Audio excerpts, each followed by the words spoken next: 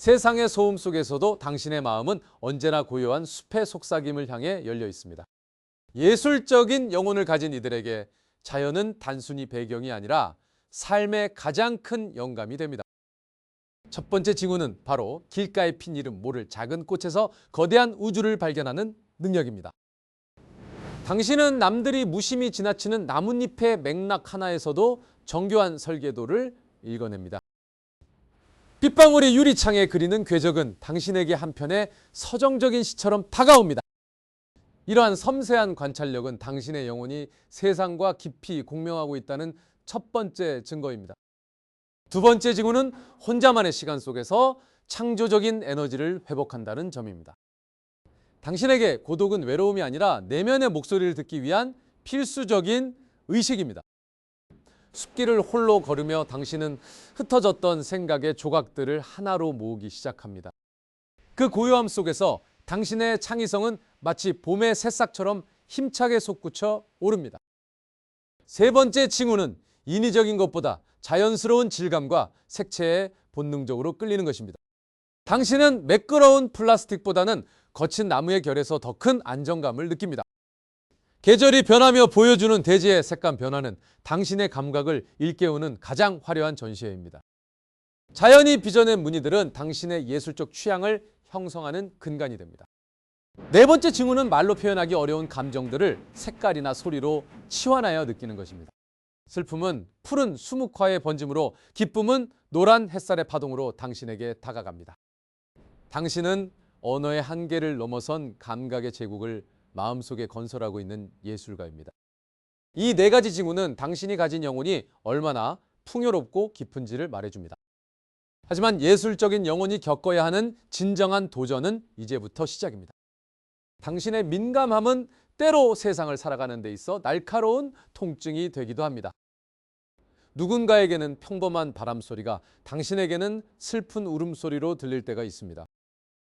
그럼에도 불구하고 당신은 그 통증마저 아름다움으로 승화시키려 노력합니다. 자연은 당신에게 그 어떤 약보다 강력한 치유의 공간을 제공하기 때문입니다. 당신은 숲의 깊은 곳으로 들어갈수록 비로소 자신이 온전해짐을 느낍니다. 인간의 언어가 닿지 않는 곳에서 당신은 진정한 대화를 나눕니다. 돌멩이 하나, 씨든 풀잎 하나도 당신에게는 소중한 역사를 들려주는 스승입니다. 이러한 교감의 능력은 당신의 창조적 불꽃을 꺼지지 않게 지켜주는 연료가 됩니다. 지금까지 살펴본 네 가지 징후는 당신의 특별함을 증명하는 지표들입니다. 당신은 세상이 정해놓은 틀에 자신을 억지로 맞추려 할 필요가 전혀 없습니다. 자연이 그러하듯 당신의 영혼도 그 자체로 이미 완벽한 조화를 이루고 있습니다. 하지만 아직 우리가 이야기하지 않은 더 깊은 내면의 징후들이 남아 있습니다. 고독을 대하는 당신의 태도가 타인과 어떻게 다른지 생각해 본 적이 있나요? 그리고 당신의 타인에 대한 공감 능력이 때로는 무거운 짐이 되는 이유는 무엇일까요? 이 모든 질문에 대한 답은 당신의 영혼이 가진 다섯 번째 징후와 맞닿아 있습니다. 이제 당신은 더 깊은 내면의 숲으로 발을 내디딜 준비를 해야 합니다. 그곳에서 당신은 자신이 왜 그토록 특별한 시각을 가지게 되었는지 깨닫게 될 것입니다. 당신의 예술적인 감수성은 단순한 성격이 아니라 세상을 치유하는 힘입니다. 자연은 당신을 기다리며 그 비밀스러운 이야기를 준비하고 있습니다. 그런데 저 멀리 숲의 가장 깊은 곳에서 들려오는 낯선 진동은 무엇일까요? 당신이 미처 발견하지 못한 마지막 세 가지 징후가 이제 당신을 부르고 있습니다.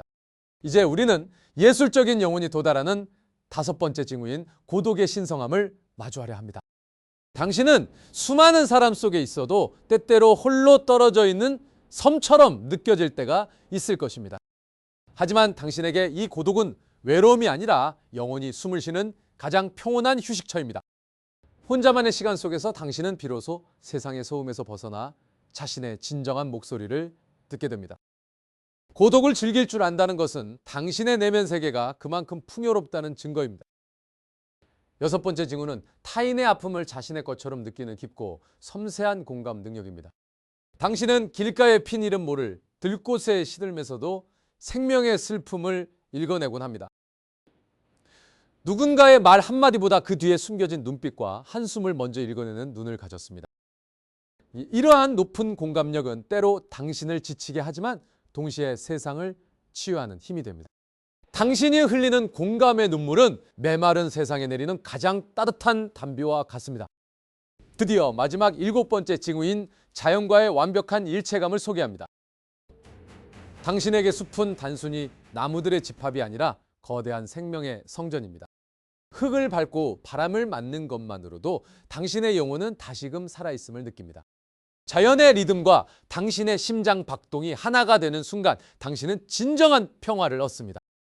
이제 우리는 당신의 내면 깊숙이 자리 잡은 7가지 조각들을 모두 모았습니다.